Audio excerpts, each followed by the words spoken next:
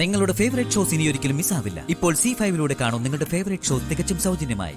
Milord, prosecution സാക്ഷികളുടെ പട്ടികയിൽ വിഷ്ണുവിനെ ഉൾപ്പെടുത്താൻ ബഹുമാനപ്പെട്ട കോടതി അനുവദിക്കണം. ഇങ്ങോട്ട് വാടാ. കൈ എടുക്കണോ? നിങ്ങളാരാത് പറയാൻ? കൈ എടുക്കണോ?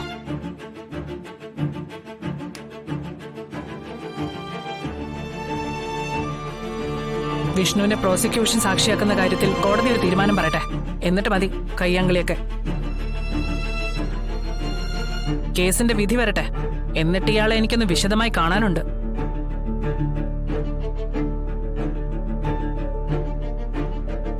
മിലോഡ്, പ്രോസിക്യൂഷൻ മുൻകൂറായി സാക്ഷിപ്പട്ടികയിൽ ഉൾപ്പെടുത്താത്ത ഒരാളെ ഒരു കാരണവശാലും പുതുതായി ചേർക്കാൻ അനുവദിക്കരുത്. പ്രോസിക്യൂഷൻ സാക്ഷികളുടെ പട്ടികയിൽ പ്രതിഭാഗത്തിന് അത് കിട്ടിയിട്ടുമില്ല.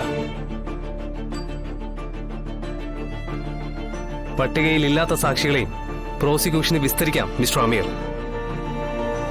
അത് ജഡ്ജിയുടെ വിവേചന അധികാരമാണ്. ആ വിവേചനാധികാരം ഇതുവരെയുള്ള കീഴ്വഴക്കങ്ങളുടെ അടിസ്ഥാനത്തിൽ യുക്തിപൂർവ്വം വിനിയോഗിക്കണമെന്നാണ് ഞാൻ പറയുന്നത്. വിഷ്ണുവിനെ പ്രോസിക്യൂഷൻ സാക്ഷികളുടെ പട്ടികയിൽ ഉൾപ്പെടുത്താൻ സ്പെഷ്യൽ പ്രോസിക്യൂട്ടർക്ക് എന്ത് വാദമാണ് ഉന്നയിക്കാനുള്ളത്? വിഷ്ണുവിന് ഒരു തെളിവ് ഇവിടെ ഹാജരാക്കാനുണ്ട്. മിലോഡ്, ഒരു കാരണവശാലും ഇത് അനുവദിക്കാൻ പാടില്ല.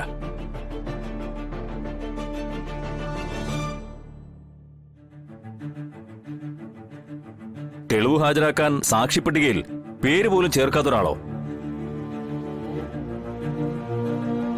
Milord, there are 3 golden principles of law of evidence.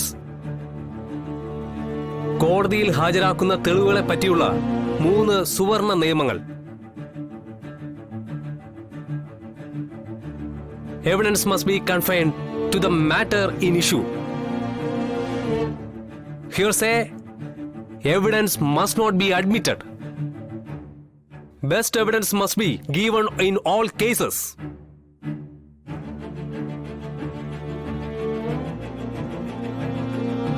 തെളിവുകൾ കാര്യമാത്ര പ്രസക്തമായിരിക്കണം. കേട്ട് കേൾവികൾ തെളിവുകളായി സ്വീകരിക്കാൻ പാടില്ല. മൂന്നാമത്തേതും പരമപ്രധാനവുമായ നിയമം,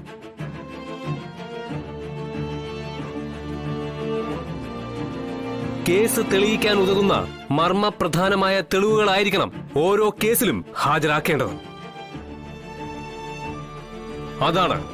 അതാണിപ്പോ വിഷ്ണുവിന്റെ കയ്യിലുള്ളത്. അത് തന്നെയാണ് ഇപ്പോ വിഷ്ണുവിന്റെ കയ്യിലുള്ളത്.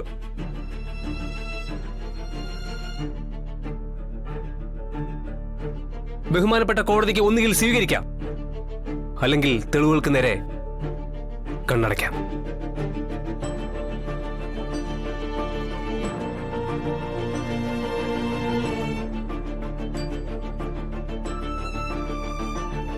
വിഷ്ണുവിനെ പ്രോസിക്യൂഷന്റെ 8ാം നമ്പർ സാക്ഷിയായി കോടതി അംഗീകരിച്ചിരിക്കുന്നു.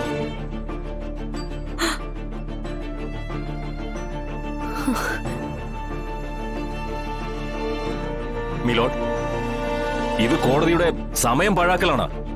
ഏതായാലും ഇത്രയും സമയം പാഴാക്കിയില്ലേ മിസ്റ്റർ അമീർ? ഇനി ഒരു 5 മിനിറ്റ് കൂടി പാഴായാലും ഒന്നും സംഭവിക്കാനില്ല. ഡൗൺലോഡ് ചെയ്യൂ C5 ആപ്പ്. കാണൂ എല്ലാ എപ്പിസോഡുകളും സൗജന്യമായി. നിങ്ങളുടെ ഫേവറേറ്റ് ഷോസ് ഇനി ഒരിക്കലും മിസ്സാവില്ല. ഇപ്പോൾ C5 കാണും നിങ്ങളുടെ ഫേവറേറ്റ് ഷോ തികച്ചും സൗജന്യമായി. എന്ത് പൊട്ടത്തരമാണോ ഈ കാണിച്ചത്? അങ്ങനെ ഒരു സാധനം ഉണ്ടെങ്കിൽ ഞാൻ അറിയണ്ടേ ആദ്യം? എന്റെ പൊന്നു വക്കീലേ, അത് പറയാൻ ഒരു സാവകാശം കിട്ടിയിട്ട് വേണ്ടേ? അത് കൈ വന്ന ശേഷം നിലം തൊട്ടിട്ടില്ല ഞാൻ.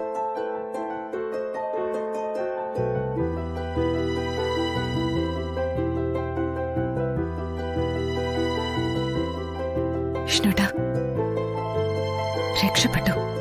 ജഡ്ജി അത് വിശദമായിട്ട് കാണുന്നുണ്ട്.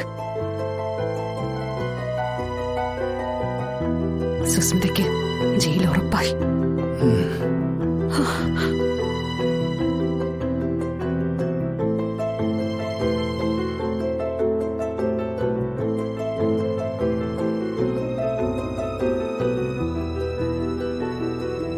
അർജുൻ,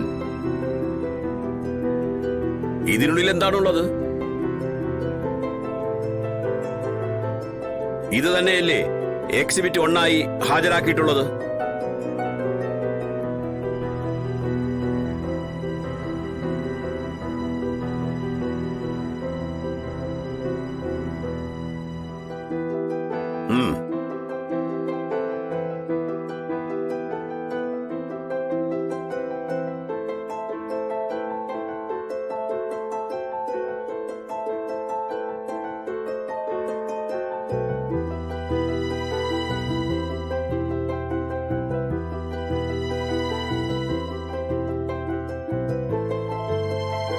വിഷ്ണുട്ടാ, ആ വിഷ്വൽസ് പ്ലേ ചെയ്ത് നോക്കിയില്ലായിരുന്നോ? ശാലി പെൻഡ്രൈവ് എങ്ങനെയും കോടതിയിൽ എത്തിക്കാനുള്ള ഓട്ടത്തിലായിരുന്നില്ല ഞാൻ. അതിനിടയിൽ വിഷ്വൽസ് എവിടെ പ്ലേ ചെയ്ത് നോക്കാനാ?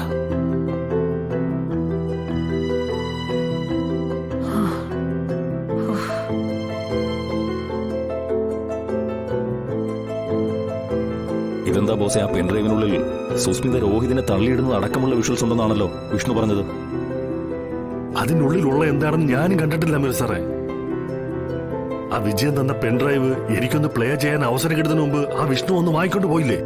അപ്പോ നിങ്ങളുടെ കയ്യിൽ നിന്ന് 25 ലക്ഷം രൂപ പിടുങ്ങാൻ വിജയൻ നിങ്ങളെ കബളിപ്പിച്ചു എന്ന് വേണം കരുതാൻ. വിജയൻ ചതിച്ചെങ്കിൽ അത് നന്നായി.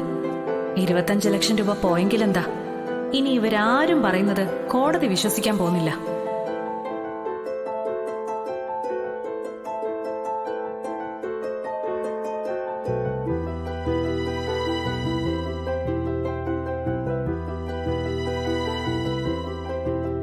സാറേ, വീണ് കിട്ടിയ അവസരം കളയരുത്.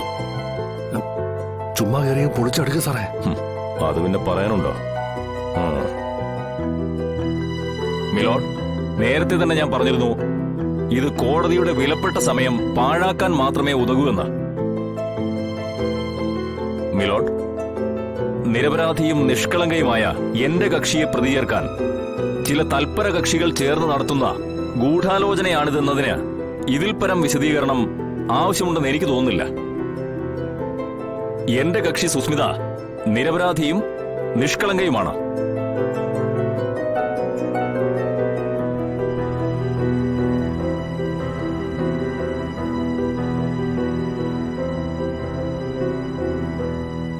ഡൗൺലോഡ് ചെയ്യൂ C5 ആപ്പ്. കാണൂ എല്ലാ എപ്പിസോഡുകളും സൗജന്യമായി. നിങ്ങളുടെ ഫേവറേറ്റ് ഷോസ് ഇനി ഒരിക്കലും മിസ്സാവില്ല. ഇപ്പോൾ C5 കാണൂ നിങ്ങളുടെ ഫേവറേറ്റ് ഷോ തികച്ചും സൗജന്യമായി.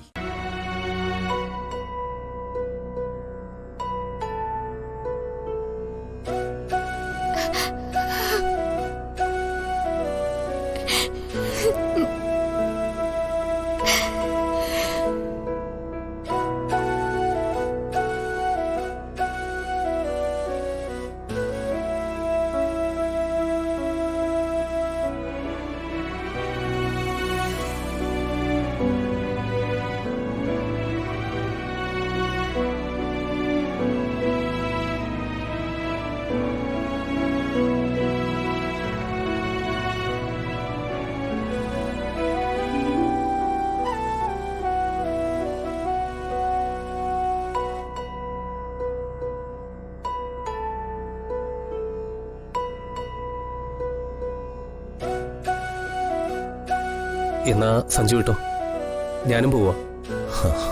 കിച്ചൻ ചെല്ല്. എന്തായാലും സഹായിക്കാൻ കിച്ചൻ കാണിച്ച മനസ്സിന് നന്ദി. നന്ദിക്ക് വേണ്ടി ഞാനൊന്നും ചെയ്തില്ലല്ലോ. എനിക്ക് ശരിയെന്ന് തോന്നുന്നത് ഞാൻ ചെയ്യും. എനിക്കും ചില ഉദ്ദേശങ്ങളുണ്ട്. അതിനുവേണ്ടിയാ ഞാൻ ഇവിടെ വിടാൻ നിൽക്കുന്നത്. അതുവരെ എന്ത് സഹായത്തിനും എന്നെ വിളിക്കാം. Thank you.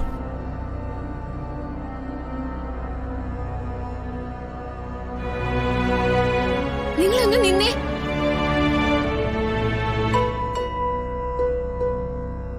എന്താ ലക്ഷ്മി? നിങ്ങൾ പോയിട്ടുണ്ടാവില്ലെന്ന് കരുതിയ ഞാൻ ഓടി വന്നത്. നീ കാര്യം പറ. ചേച്ചിയുടെ കാൽവിരലുകൾ ചലിക്കാൻ തുടങ്ങി.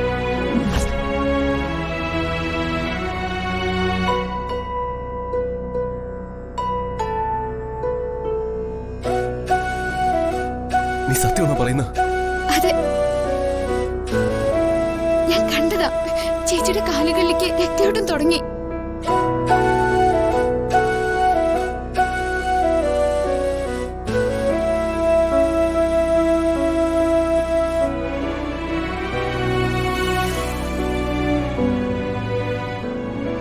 എനിക്കവളെ ഒന്നുകൂടി കാണണം. പറ്റില്ലെന്ന് നീ പറയരുത്. എനിക്ക് ആ കാഴ്ച കണ്ണെറി ഒന്ന് കാണണം. അത് ചേച്ചി അവിടുന്ന് മറ്റൊരു മുറിയിലേക്ക് കൊണ്ടുപോയി. ഇനിയിപ്പോ ചേച്ചിയെ കാണാൻ പറ്റില്ല. ചേച്ചി ഉണരേണ്ട സമയമായി. സമാധാനത്തോടെ നിങ്ങൾ പൊയ്ക്കോ. ഇതറിഞ്ഞു വെച്ച് എങ്ങനെയാ എനിക്ക് നാളത്തെ എൻഗേജ്മെന്റിന് നിന്നു കൊടുക്കാനാവും? അത് നടക്കണം. ആ എൻഗേജ്മെന്റ് നടക്കാതെ വന്നാ ദക്ഷ വെറുതെ ഇരിക്കില്ല. പിന്നെ എനിക്ക് സഞ്ജന തന്ന വാക്ക് മാത്രം മതി. അതിലേക്ക് ചെന്നെത്താൻ വിവാഹ ദിവസം വരെ എനിക്ക് കാത്തിരിക്കേണ്ടതുണ്ട്. നിങ്ങളോട് അങ്ങനെ പറയാൻ പാടുണ്ടോന്ന് എനിക്കറിയില്ല. പക്ഷെ ചേച്ചി ഓർത്ത് നേരി ജീവിക്കുന്ന നിങ്ങളുടെ വേദന കണ്ടപ്പോ പറഞ്ഞു പോയതാ. നിങ്ങൾ എന്നെ വിശ്വസിക്കും.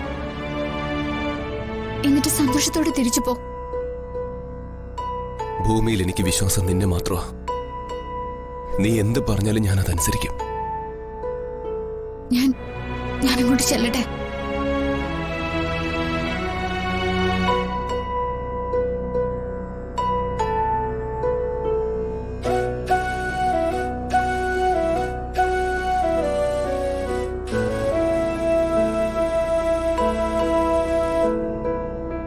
ഡൗൺലോഡ് ചെയ്യൂ C5 ആപ്പ്. കാണൂ എല്ലാ എപ്പിസോഡുകളും സൗജന്യമായി. നിങ്ങളുടെ ഫേവറേറ്റ് ഷോസ് ഇനി ഒരിക്കലും മിസ്സാവില്ല. ഇപ്പോൾ C5 കാണൂ നിങ്ങളുടെ ഫേവറേറ്റ് ഷോ തികച്ചും സൗജന്യമായി.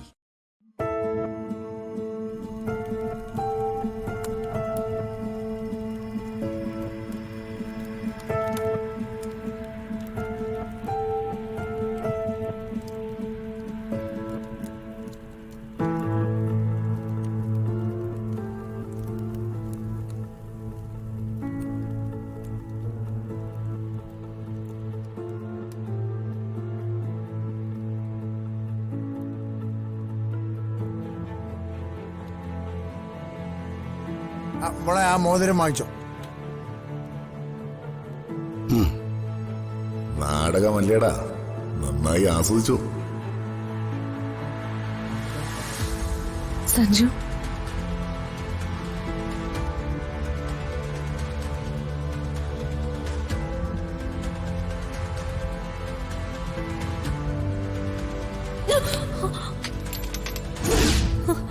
അയ്യോ,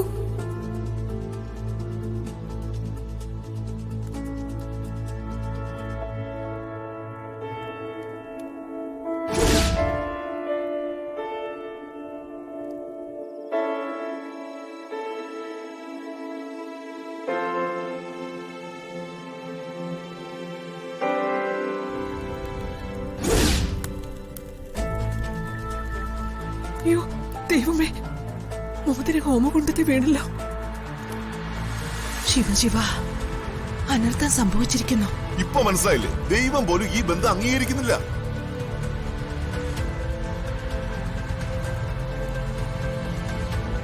ഈ ബന്ധത്തിന് കാലദൈർഘ്യം ഇല്ലെന്ന് തെളിഞ്ഞു കഴിഞ്ഞു. നമ്പീശ, വേറൊരു മോതിരം കൊണ്ടുവാ. അത് പിന്നെ പയ്യന് പാകമാകുന്ന മോതിരം വേണ്ടേ സാർ? എൻഗേജ്മെന്റിന് പ്രത്യേകിച്ച് മുഹൂർത്തമൊന്നും ആവശ്യമില്ല. സഞ്ജുവിന്റെ അളവനുസരിച്ചൊരു മോതിരം നമ്പീശനുടനെ വാങ്ങിക്കൊണ്ടുവരൂ. ശരി മോളെ. സഞ്ജു, ചടങ്ങ് കഴിയാതെ സഞ്ജു ഇവിടെ എഴുന്നേക്കില്ല.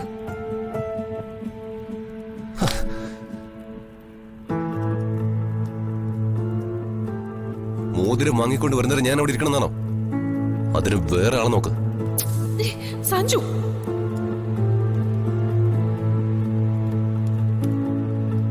അതിനാരും മോതിരം വാങ്ങാൻ പോകുന്നില്ല. എന്താ മോളെ, നീ എന്താ പറയുന്നേ?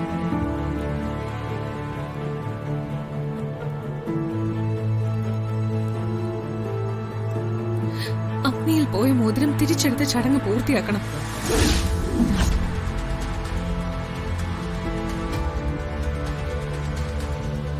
അച്ഛാ, ഇത് അപശകുനമാ. ചടങ്ങിന് നമ്മൾ നിൽക്കാൻ പാടില്ല.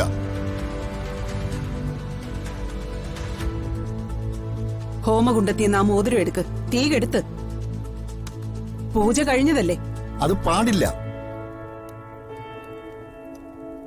ചടങ്ങ് പൂർത്തിയാക്കിയിട്ടേ ഹോമകുണ്ടം അടയ്ക്കാൻ പാടുള്ളൂ. ആപത്തുകൾ ക്ഷണിച്ചു വരുത്തരുത്.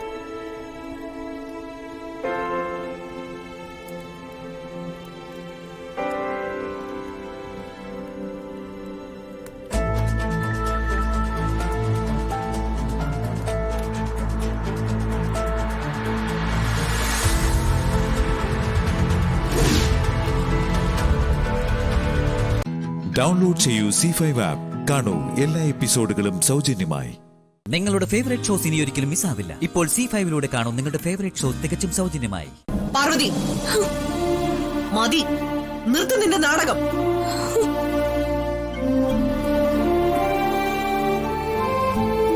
ഇന്നിനി പൂജ ചെയ്തിട്ട് ഒരു പ്രയോജനവുമില്ല.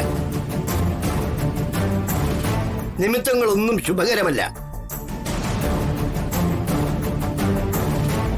ചടങ്ങുകളൊക്കെ പൂർത്തിയായോ? പൂജിച്ച നിവേദ്യം വിശാല് കഴിച്ചാൽ ഉടനെ തന്നെ ചടങ്ങുകളെല്ലാം അവസാനിക്കും.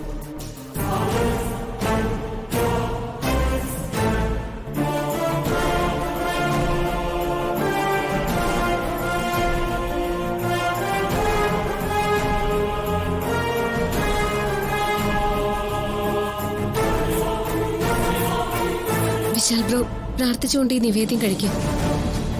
വ്രതം അവസാനിപ്പിക്കേണ്ടത് അങ്ങനെയാ.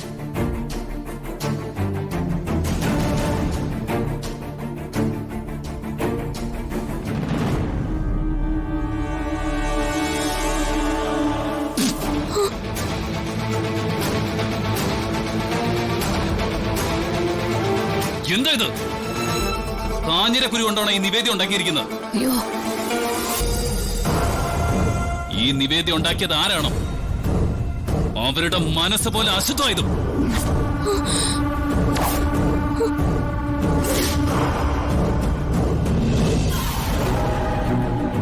പാർവതി, എല്ലാം മുൻകൂട്ടി പ്ലാൻ ചെയ്തിട്ട് എല്ലാവരുടെയും മുന്നിൽ അഭിനയിക്കായിരുന്നല്ലേ നീ? അല്ല. I hate you. I hate you. I hate you. Vishal sir, മോനെ വിശാൽ, വിശാൽ വിശാൽ, ബടി, നിന്നെ ചേച്ചി തിരുമേനി, അതെ, ഇനി ഇവിടെ അധികം നേരം നിൽക്കുന്നത് പന്തിയല്ല.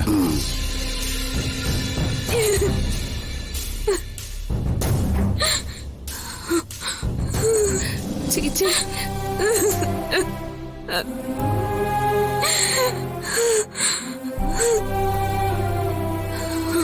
ഞാൻ ചേച്ചിയോട് 1000 വട്ടം പറഞ്ഞതാ വേണ്ട വേണ്ടെന്ന്. അപ്പൊ കേട്ടില്ല. എന്റെ ചേച്ചി സിറ്റിയില് സുഖമായിട്ട് ജീവിക്കുന്നെന്നാ ഞാൻ അഭിമാനത്തോടെ പറഞ്ഞു നടന്നിരുന്നത്. അവിടുത്തെ പോലെ തന്നെ ആവശ്യമില്ലാത്ത കാര്യങ്ങൾ ചെയ്ത് തല്ലും വഴക്കും കേട്ട് നാണം കെട്ട് ജീവിക്കാ ചേച്ചി. എന്തൊരു ജീവിതമാ ചേച്ചി ഇത്. പല്ലവി മോളെ, നീ ഇതൊന്നും നാട്ടിൽ പറയരുത്. നമ്മുടെ അമ്മയും മുത്തശ്ശനും ഇതൊന്നും അറിയാൻ പാടില്ല. ഞാൻ എന്റെ കാല് പിടിക്കാം. പറയാൻ മാത്രം നല്ല കാര്യമാണല്ലോ എന്റെ ചേച്ചി ചെയ്തു വെച്ചിരിക്കുന്നത്. ഇവിടെ നടന്നതൊക്കെ നാട്ടിൽ പറഞ്ഞ എന്റെ വില പോകും. മോളെ,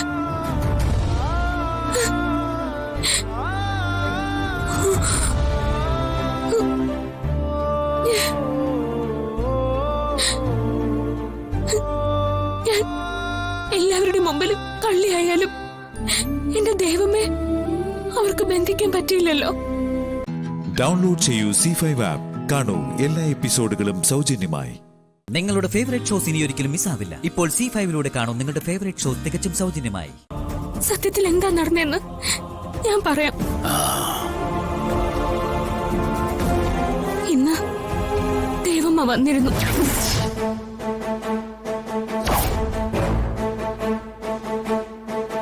അല്ല, ഗായത്രിയമ്മ വന്നെന്നോ? ആരും അറിഞ്ഞില്ലെന്നല്ലേ എല്ലാരും പറഞ്ഞത്. ആത്മാനന്ദ സ്വാമികളും വന്നില്ലെന്നല്ലേ പറഞ്ഞത്. പാർവതി പോലും വിശാൽ ബ്രോയുടെ തലയിൽ കൈവച്ച് ഗായത്രിയമ്മ വന്നതായി സത്യം ചെയ്തില്ലല്ലോ. പിന്നെ എങ്ങനെയാ ഗായത്രിയമ്മ വന്നെന്ന് പാർവതി ഇപ്പൊ പറയുന്നത്? മോളെ, നീ പറയുന്നത് സത്യമാണോ?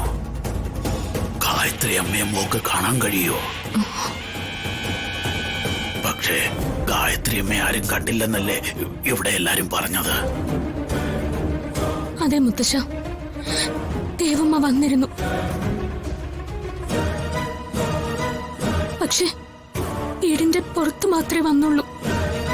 അകത്തേക്ക് വന്നില്ല. അകത്ത് വന്നില്ല എന്ന് പറയാൻ പറ്റില്ല. ഞാനാ ദൈവമേ അകത്ത് കയറാൻ സമ്മതിക്കാത്തത്. മോളാണോ അവരെ തടഞ്ഞത്? ഗായത്രി അമ്മ വന്നില്ല എന്ന് പറഞ്ഞല്ലേ ഇത്രയും പ്രശ്നങ്ങളുണ്ടായത്? വന്നു എന്ന് പറഞ്ഞിരുന്നെങ്കിൽ ഇത്രയും പ്രശ്നങ്ങൾ ഉണ്ടാവുമായിരുന്നില്ലല്ലോ. ദൈവം അകത്ത് വന്നിരുന്നെങ്കിൽ ഇതിനേക്കാളും വലിയ പ്രശ്നങ്ങൾ ഉണ്ടാവുമായിരുന്നു മുത്തശ്ശ. ആ സ്വാമികൾ ദൈവമേ ബന്ധിക്കുമായിരുന്നു. അങ്ങനെ ബന്ധിച്ചിരുന്നെങ്കിൽ പിന്നീട് ഒരിക്കലും എനിക്ക് ദൈവമേ കാണാൻ കഴിയില്ലായിരുന്നു.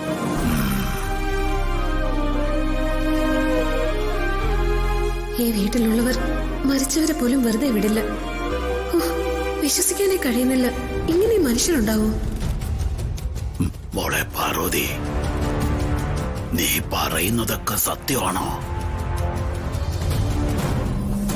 എനിക്ക് ഇനിയും വിശ്വസിക്കാൻ കഴിയുന്നില്ല. ദേവമ്മ എനിക്ക് ഒരുപാട് ഉപദേശങ്ങൾ നൽകി സഹായിക്കുന്നതായി ഈ വീട്ടിലെ ചിലർ വിശ്വസിക്കുന്നുണ്ട്. ദൈവമേ ബന്ധിച്ച പിന്നെ ഈ വീട്ടിൽ അവരുടെ ഇഷ്ടങ്ങൾക്കനുസരിച്ചുള്ള കാര്യങ്ങൾ നടക്കും. അത് മനസ്സിലാക്കിയവരാ എന്നെ വെച്ച് ദൈവമേ ബന്ധിക്കാൻ പദ്ധതികൾ ഒരുക്കിയത്. അതുകൊണ്ടാ ഞാൻ ഉദയന്നൂരമ്മയുടെ കുങ്കുമം വെച്ച് ഒരു വരയിട്ട് ദൈവമേ തടഞ്ഞത്. അതാണല്ലേ ഞാൻ പുറത്തു കണ്ട കുങ്കുമപ്പൊടി. ഇപ്പോഴാ കാര്യങ്ങളൊക്കെ മനസ്സിലാവുന്നത്. പാർവതി, നീ എത്ര വലിയ ത്യാഗമാ ചെയ്തിരിക്കുന്നേ. നീ ചെയ്യാത്ത കുറ്റത്തിന് ഇത്രയും അപമാനങ്ങൾ സഹിച്ച് പരിഹാസങ്ങളും സഹിച്ച് വേദനിക്കേണ്ട ഒരു കാര്യമില്ലായിരുന്നു. നിന്റെ ഭർത്താവ് പോലും ഗായത്രിയമ്മയെ കാണാൻ ആഗ്രഹിച്ചിരുന്നു. അത് നടക്കാത്തതുകൊണ്ടാ അദ്ദേഹവും നിന്റെ മേൽ ദേഷ്യപ്പെട്ടുകൊണ്ടിരുന്നത്. അദ്ദേഹത്തിന്റെ ആഗ്രഹം ന്യായമാണ് മുത്തശ്ശ. പക്ഷെ ഞാൻ ഇത്തവണ വിശാൽ സാറിന് ദൈവമേ കാണിച്ചു കൊടുത്തിരുന്നെങ്കിൽ പിന്നീട് ഒരിക്കലും എത്ര ആഗ്രഹിച്ചാലും വിശാൽ സാറിന് മാത്രമല്ല എനിക്കും ദൈവമേ കാണാൻ കഴിയില്ലായിരുന്നു.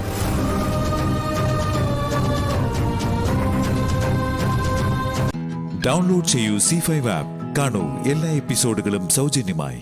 നിങ്ങളുടെ ഫേവറേറ്റ് ഷോസ് ഇനി ഒരിക്കലും മിസ്സാവില്ല. ഇപ്പോൾ C5 കാണൂ നിങ്ങളുടെ ഫേവറേറ്റ് ഷോ തികച്ചും സൗജന്യമായി. വഴിന്ന് മാറ്. ഞാനേ ഒരു കാര്യം പറയട്ടെ. ചൂടാവുമ്പോഴാ അശ്വതിയുടെ ഭംഗി ഒന്നുകൂടി കൂടുന്നേ.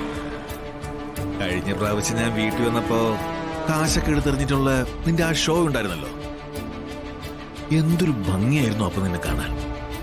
മാറാനാ പറഞ്ഞ, ഇല്ലെങ്കിൽ ഞാൻ ബഹളം വെച്ച ആളെ കൂട്ടും. എന്നിട്ട് ആൾക്കാർ പോലീസിനെ വിളിക്കും. പോലീസാരാ? ഈ ഞാൻ.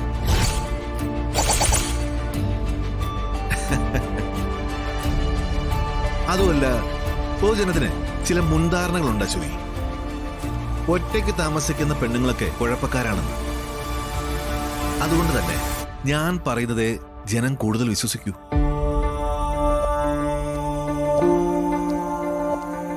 എന്തായാലും അശ്വതി ഒന്ന് ബഹളം വയ്ക്കും, കാണട്ടെ. ദയവായിട്ട് എന്നൊന്ന് ജീവിക്കാൻ സമ്മതിക്കോ? ജീവിതത്തിലേക്കല്ലേ എന്റെ പൊന്നശ്വതി ഞാൻ നിന്നെ ക്ഷണിക്കുന്നേ. നമുക്ക് ഒരുമിച്ച് അടിച്ചു പൊളിച്ച് ജീവിക്കാം. എന്തായാലും അശ്വതി വാന്നേ.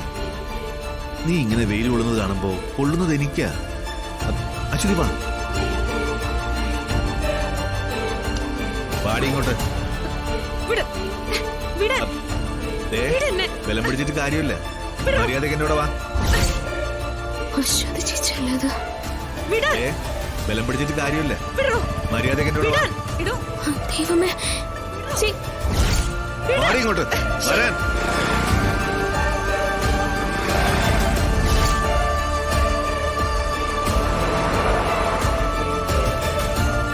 പാടി. എന്താ കാണിക്കുന്നേ? എന്താ ചേച്ചി? ആഹാ, ബന്ധുക്കാരൊക്കെ എത്തിയല്ലോ. എന്താ ചേച്ചി, എന്താ കാര്യം? കാര്യം ഞങ്ങൾ തമ്മിൽ പറഞ്ഞോളാം. ഞാൻ കെട്ടാൻ പോകുന്ന പെണ്ണായവള്. ഞങ്ങൾക്ക് സംസാരിക്കാൻ പലതും കാണും. അതിനിടയിൽ കയറി വന്നേ തടി കേടാക്കാൻ നോക്കരുത്. ശ്യാമേ, ഇയാളെന്നെ ജീവിക്കാൻ സമ്മതിക്കുന്നില്ല, മടുത്തു. സർ, അശ്വതി ചേച്ചി ശല്യപ്പെടുത്തരുത്. ഇതെന്റെ അപേക്ഷയാണ്. ആണോ? പക്ഷേ ആ അപേക്ഷയ്ക്ക് ഒരു ഭീഷണിയുടെ സ്വരം ഉണ്ടല്ലോ. നിന്റെ അഖിൽ സാറിനെ വിളിച്ചു കളയുന്നാണോ? എങ്കിൽ വിളി, അവനെ വിളിക്ക്. അന്നത്തെ കണക്കുകളും കൂടി ഇവിടെ വെച്ച് തീർക്കാം. വിളിക്കേ. ഈ കേസിൽ അഖിൽ സാറിനെ വിളിച്ച് ഞാൻ ബുദ്ധിമുട്ടിക്കുന്നില്ല. ഇത് തീർക്കാൻ ഞാൻ തന്നെ ധാരാളം. ഓഹോ, നീ എന്നെ തീർത്തളയുന്നാണോ? തീർക്കേണ്ടി വന്നാ തീർക്കുക തന്നെ ചെയ്യും. ഹ, ചുമ്മാ വരട്ടാതെ സാറേ. അന്ന് എന്നെ വിലങ്ങ് വെച്ച് കൊണ്ടുപോയി സെല്ലിൽ തള്ളിയിട്ടപ്പോ ഞാൻ പേടിച്ചില്ല. കോടതിയിൽ കൊണ്ടുപോയപ്പോഴും ഞാൻ പേടിച്ചില്ല. കാരണം എന്റെ ഭാഗത്താണ് ശരിയെന്നുള്ള ധൈര്യം എനിക്കുണ്ടായിരുന്നു. ശരിയുടെ കൂടെ ദൈവം നിൽക്കുന്ന ഉറപ്പുണ്ടായിരുന്നു. അത് ശരി. എങ്കിലേ ഞാൻ ഇവിടെ അങ്ങ് കൊണ്ടുപോവാ. നീ ഇവിടെ രക്ഷിക്കുന്നത് എനിക്കൊന്ന് കാണണം. പാടി ഇങ്ങോട്ട് വാ.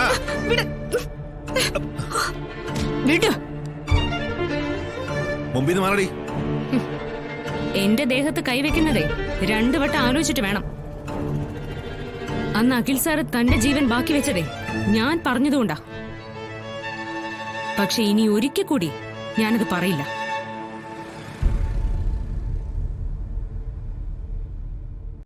ഡൗൺലോഡ് ചെയ്യൂ C5 ആപ്പ്. കാണൂ എല്ലാ എപ്പിസോഡുകളും സൗജന്യമായി. നിങ്ങളുടെ ഫേവറേറ്റ് ഷോസ് ഇനി ഒരിക്കലും മിസ്സാവില്ല. ഇപ്പോൾ C5 കാണൂ നിങ്ങളുടെ ഫേവറേറ്റ് ഷോ തികച്ചും സൗജന്യമായി. എന്റെ ജീവിതത്തിൽ നിന്ന് ഒഴിഞ്ഞു പോയവളെ ഏതോ നാട്ടിൽ ചെന്ന് കണ്ടുപിടിച്ച് കൊണ്ടുവന്നിരിക്കുന്നല്ലേ?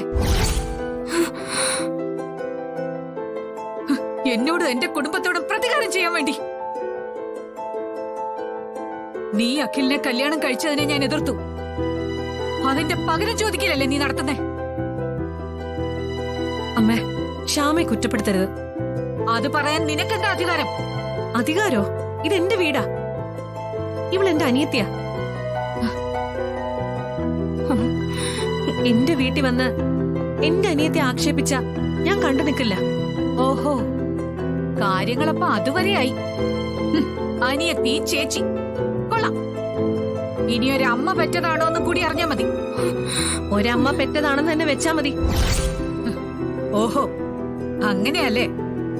ശരി, എന്നാ ചേച്ചിയോടും അനിയത്തിയോടും ഞാനൊരു കാര്യം പറയാം. എന്റെ കുടുംബത്തിനെ തൊട്ട് കളിക്കാൻ വന്ന തീർത്തുകളയും ഞാൻ രണ്ടിനെയും. സമാധാനത്തോടെ എല്ലാം തീരുന്നെങ്കിൽ തീരട്ടെ എന്ന് കരുതിയിട്ടാ ആദ്യം ഇറങ്ങിയത്.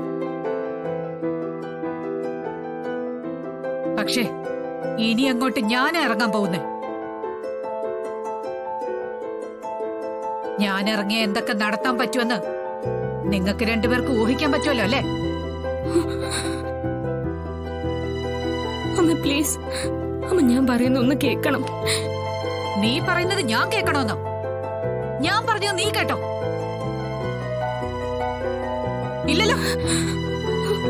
ഇനി ഇവിടെ കാണില്ലെന്ന് നീ എനിക്ക് വാക്ക് തന്നതല്ലേ? അത് നീ പാലിച്ചോ? അമ്മ, ഞാനിപ്പോ ചേച്ചിയെ കാണാൻ വന്നത് നമ്മുടെ കുടുംബത്തിന് വേണ്ടിട്ടാ. ചേച്ചിയോട് ഇപ്പൊ ഞാൻ അതാ പറഞ്ഞുകൊണ്ടിരുന്നതും. ആണോ? പറഞ്ഞതൊക്കെ ഞാനങ്ങ് വിശ്വസിച്ചു. ഞാൻ എന്ത് പറഞ്ഞാലും അമ്മയ്ക്ക് മനസ്സിലാവുക. അമ്മ വിചാരിക്കുന്നത് പോലെ അല്ല കാര്യങ്ങള്.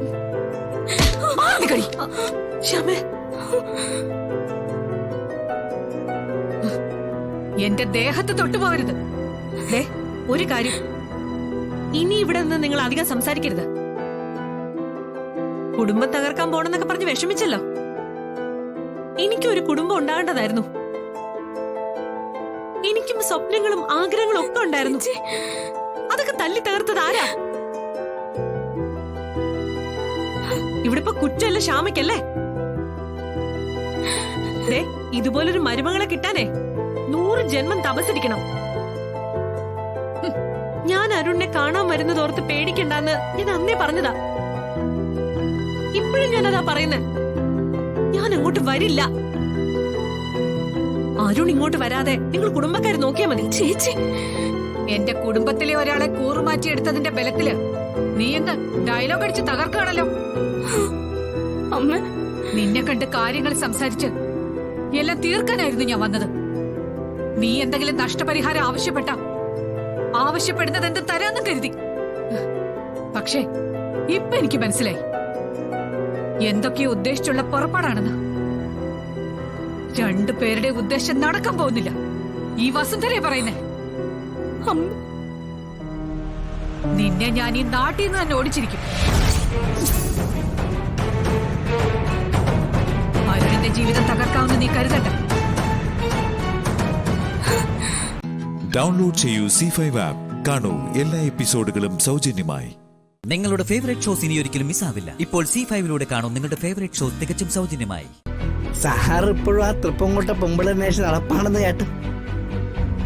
പെമ്പിള്ളരെ മാത്രമല്ല, എന്റെ മകനെ അന്വേഷിക്കുന്നുണ്ട്. ഭാഷ എന്റെ അടുത്ത് ചില കാര്യങ്ങളൊക്കെ പറഞ്ഞു.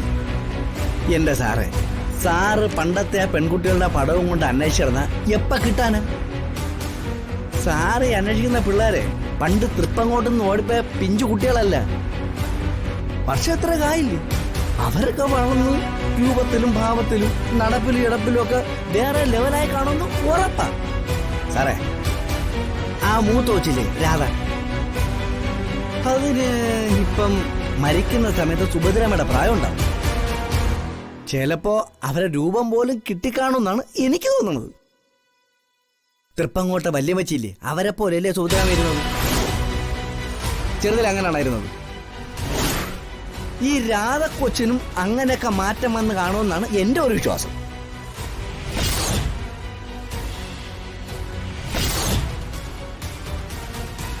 ആ ശരി, നീ പോവാൻ നോക്ക്.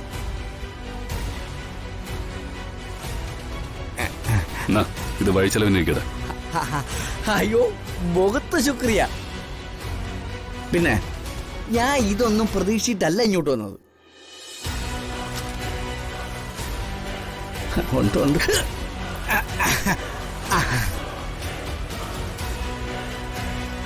പിന്നെ സാറേ, ആ ഭാഷയില്ലേ, അവന്റെ അനിയനൊക്കെ തന്നെയാ, എങ്കിലും പറയാതിരിക്കാൻ വയ്യ.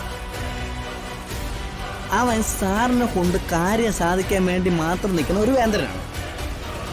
സാറിനോട് വലിയ ആത്മാർത്ഥമൊന്നും ഇല്ല എന്നുള്ളതാണ് സത്യം. എങ്കിലും ഞാൻ സഹിച്ചു. ഭാസി കുറെ കാലമായിട്ട് എന്റെ കൂടെ ഉള്ളതാണ്. ഇനി അവന്റെ ആത്മാർത്ഥതയ്ക്ക് നിന്റെ സർട്ടിഫിക്കറ്റ് എനിക്ക് ആവശ്യമില്ല.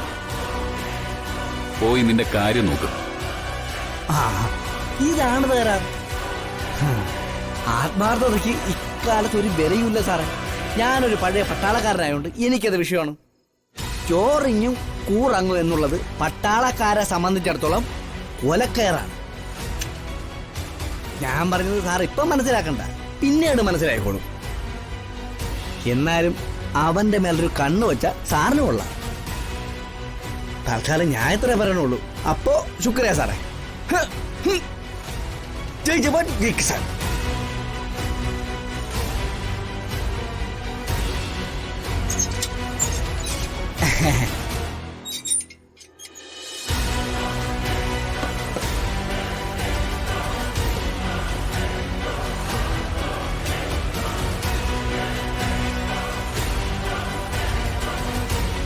മണിച്ചൻ പറഞ്ഞതിലാണ് കാര്യം.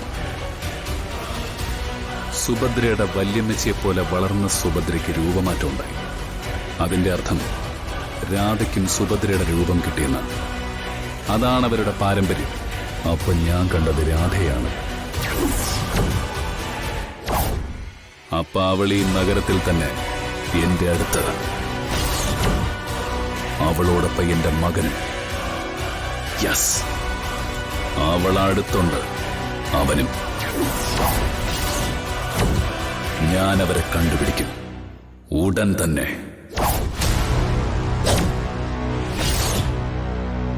ഡൗൺലോഡ് ചെയ്യൂ C5 ആപ്പ്. കാണൂ എല്ലാ എപ്പിസോഡുകളും സൗജന്യമായി.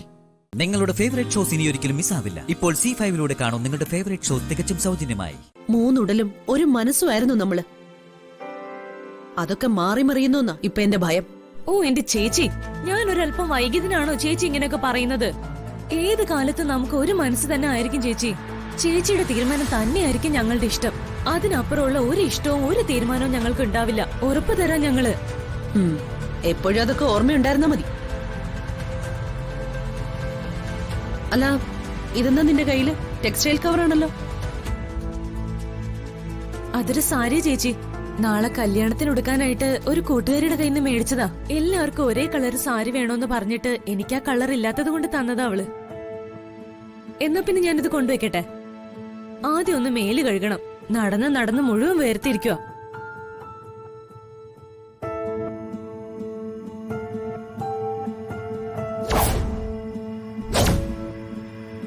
ആ പറച്ചിലും പോക്കൊന്നും അത്ര ശരിയല്ലല്ലോ. എവിടെയോ എന്തോ ഒരു പന്തികേട്.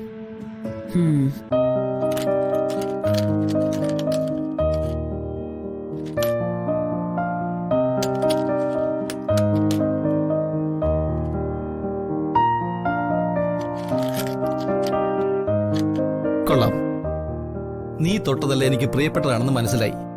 അതുകൊണ്ടാ നീ തന്ന ഈ നാണയങ്ങൾ കൊണ്ടുപോലും എനിക്ക് പ്രണയഹൃദയം ഉണ്ടാക്കാൻ തോന്നുന്നത്. പക്ഷെ നിന്റെ സ്വഭാവം, അതാണ് കടുപ്പം. ഇനിയിപ്പോ പുറത്തു കാണിക്കുന്നത് അഭിനയം മാത്രമാണോ? അറിഞ്ഞൂടാ. പ്രേമം അത് പുറത്തു കാണിക്കാതിരിക്കാനുള്ള അഭിനയം. അങ്ങനെയാണെങ്കിൽ ഈ നാണയം വെച്ച് തന്നെ അത് ടോസ് ചെയ്തൊന്ന് പരീക്ഷിച്ചു നോക്കാം. ഹെഡ് വീണാൽ ഇഷ്ടം, ടെയിൽ വീണാൽ വെറുപ്പ്. അയ്യോ, അല്ലെങ്കിൽ വേണ്ട. ഹെഡ് ആണെങ്കിൽ നിനക്ക് എന്നോട് പ്രണയം, ടെയിലാണെങ്കിൽ എനിക്ക് നിന്നോടാണ് പ്രണയം. അങ്ങനെ മതി. അതാവുമ്പോ ഏത് വീണാലും മനസ്സിന് സങ്കടം വരില്ല.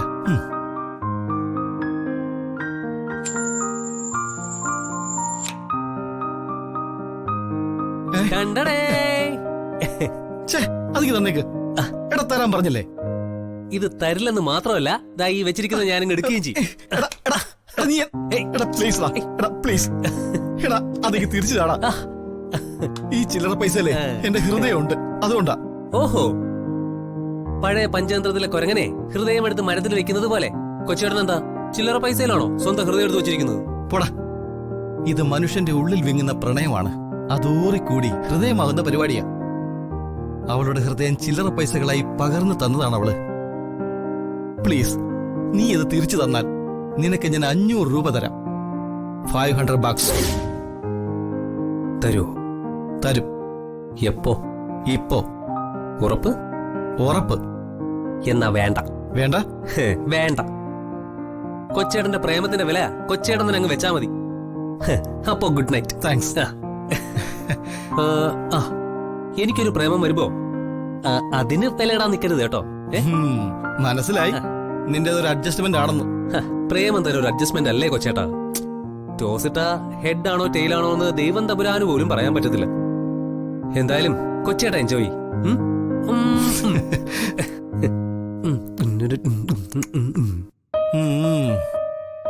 അസൂയ അസൂയ. അസൂയക്കും കഷണ്ടിക്കും മരുന്നില്ല. ഡൗൺലോഡ് ചെയ്യൂ C5 ആപ്പ്. കാണൂ എല്ലാ എപ്പിസോഡുകളും സൗജന്യമായി.